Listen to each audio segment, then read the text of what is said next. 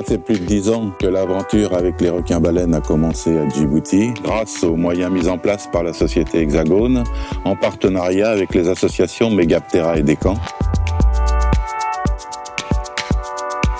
Au cours de ces dernières années, un véritable travail d'équipe s'est institué avec la collaboration de Senior du Koweït, ainsi que la participation de Nausicaa, l'aquarium de Boulogne qui est venu nous rejoindre depuis 2 ans dans le cadre de déploiement de balises, et l'association Descamps, notre assistant local, qui permet d'avoir une assise à Djibouti. L'association Descamps a rencontré tout naturellement l'association Megaptera, parce qu'on évolue sur 2 milieux différents, Megaptera sur le milieu marin et Descamps plutôt sur le milieu terrestre. Et puis les milieux se complètent, donc il apparaissait naturel d'essayer de travailler un peu ensemble, notamment sur les requins-baleines et d'autres espèces marines, dans la mesure où le développement économique de Djibouti atteint un tel paroxysme qu'il est important de se repencher sur cette faune emblématique avant qu'elle ne disparaisse complètement.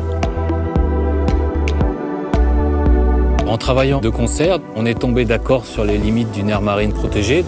Et puis, bien sûr, il faut aussi des financements. Vous avez pour ça donc Hexagone qui peut aider.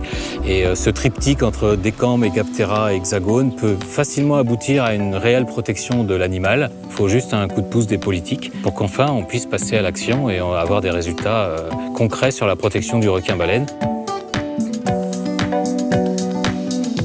Nausicaa, c'est l'un des plus grands aquariums du monde et notre but premier, c'est vraiment de sensibiliser au maximum nos visiteurs à la préservation et la meilleure connaissance du milieu marin.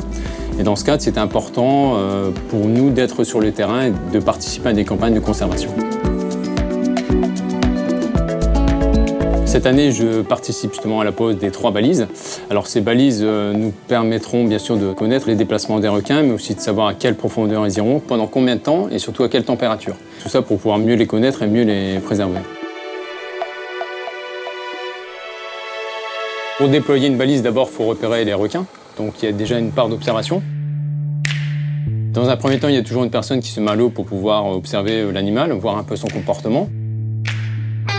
Faire en premier lieu une photo identification.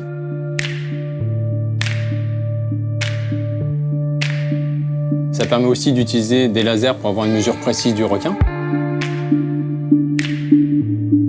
Et par la suite, si l'animal est très calme, on peut envisager de poser une balise satellite.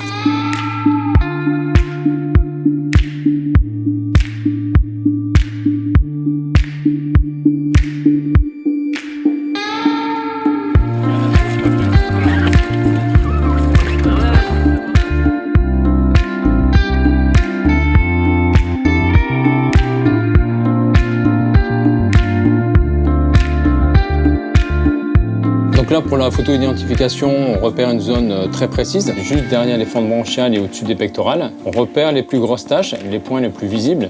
Et à partir de ces photos, on peut savoir si un requin présent cette année a été aussi présent les années précédentes. Ce qui permet justement d'alimenter notre base de données pour pouvoir identifier vraiment tous les individus présents dans la zone.